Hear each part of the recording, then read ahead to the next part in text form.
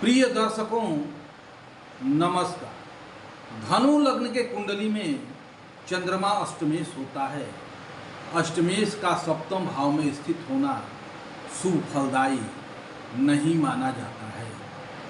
नैसर्गिक रूप से देखा जाए तो सप्तम भाव में चंद्रमा की स्थिति अनुकूल शुभ फलदायी नहीं मानी जाती है।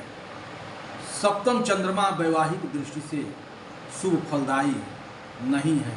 इसके बारे में जानने से पहले चैनल को सब्सक्राइब करें, नोटिफिकेशन बेल को दबाएं और वीडियो को शेयर करें ताकि ये चैनल आपको उपलब्ध होता रहे।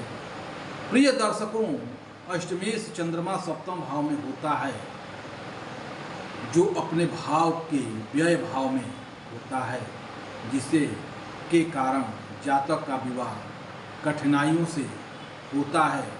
विवाह में अनेक कठिनाइयाँ आती है, दाम्पत्य सुख में कमी होती है।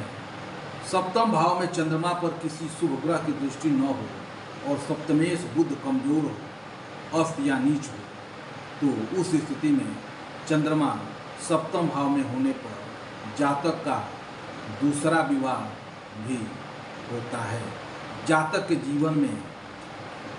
के जीवन साथी की आयु कम होती है। विशेषकर महिला के कुंडली में ये योग बनने पर पति की आयु कम होती है। अष्टमेश चंद्रमा सप्तम भाव में होने पर जातक के नाजायज संबंध भी हो सकते हैं। ऐसा जातक अपराधी प्रवृत्ति का होता है, उसका विदेशों में व्यापार चलता है। ऐसे जातक को लीवर की समस्या होती है। पानी संबंधी रोग, शरीर के अंगों में पानी भरने की संभावना भी जातक को होती है। खान पान पर उसे ध्यान रखना चाहिए। धनु लग्न में सप्तम भाव में चंद्रमा की दृष्टि लग्न पर होती है, जिसके कारण जातक व्यवहार कुशल होता है, लेकिन उसके विचारों में स्थिरता नहीं होती है। उसके विचार बदलते रहते हैं। जातक में निर्णय लेने की क्षमता कम होती है, जिसके कारण उसके निर्णय गलत हो जाते हैं और वह शीघ्र आवेश में आकर अपना नुकसान भी कर लेता है। धनु लग्न में सप्तम भाव में चंद्रमा मृगशिरा, आद्रा, पुनर्वस में से किसी नक्षत्र में हो सकता है।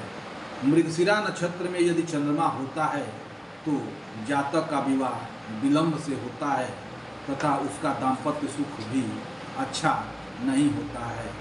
ऐसे जातक को प्रेम संबंध या नाजायज संबंध भी होते हैं, जिसके कारण वैवाहिक सुख में बाधक होते हैं।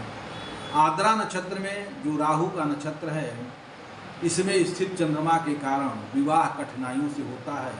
यह दो विवाह का भी योग होता है।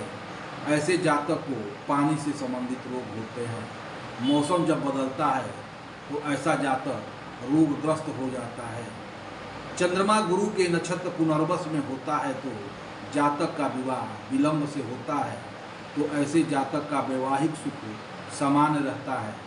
जातक दाम्पत्य सुख से ज़्यादा कमी नहीं होती, परंतु जातक को उदर की परेशानी बनी रहती है। धनु लग्न के सप्तम भाव में चंद्रमा की युति मंगल के साथ होती है तो जातक के विवाह में विलंब होता है तथा जातक के प्रेम संबंध तथा नाजायज संबंध होते हैं, जिसके कारण जीवन साथी के साथ टकराव होता रहता है। लेकिन ऐसे जातक का विदेश से व्यापार जुड़ा रहता है। ऐसा जातक विज्ञान एवं तकनीकी के क्षेत्र में सफलता प्राप्त करता है। धनु लग्न के सप्तम भाव में चंद्रमा के साथ बुध की युति होने पर जातक का विवाह विलंब से होता है एवं वैवाहिक सुख में कमी होती है। बहुत प्रयास से विवाह होता है। विवाह में बहुत कठिनाइयाँ आती है। जातक लेखन के क्षेत्र में काफ़ी नाम कमाता है। चंद्रमा के साथ सप्तम भाव में गुरु की युति जातक का विवाह विलंब से होता है, लेकिन वैवाहिक सुख जातक को अच्छा प्राप्त होता है। ऐसा जातक अध्यापन के क्षेत्र में सफल होता है। जातक को उदर से सावधान रहना चाहिए, क्योंकि उसको उदर से संबंधित परेशानी हो सकती है। सप्तम भाव में चंद्रमा का शुक्र के साथ युति जातक को वैवाहिक सुख की प्राप्ति मनोनुकूल नहीं होती है। जातक में कामुकता होती है, जिसके कारण जातक के नाजायज संबंध होते हैं। चंद्रमा के शनि के साथ सप्तम भाव में युति वैवाहिक सुख की दृष्टि से शुभ फलदायी नहीं है। विवाह भी कठिनाइयों के साथ होता है। कैरियर की दृष्टि से भी यह युति शुभ फलदायी नहीं है। जातक का झुकाव गूढ़ या परा विद्याओं की तरफ होता है। धनु लग्न के सप्तम भाव में चंद्रमा का राहु या केतु के साथ युति भी शुभ फलदायी नहीं होती है। दाम्पत्य सुख में कमी के साथ ऐसे जातक आकस्मिक रूप से डिप्रेशन में आते हैं, मनोरोगी होते हैं। ऐसे जातक विज्ञान और तकनीकी के क्षेत्र में शिक्षा ग्रहण करते हैं एवं नौकरी प्राप्त करते हैं।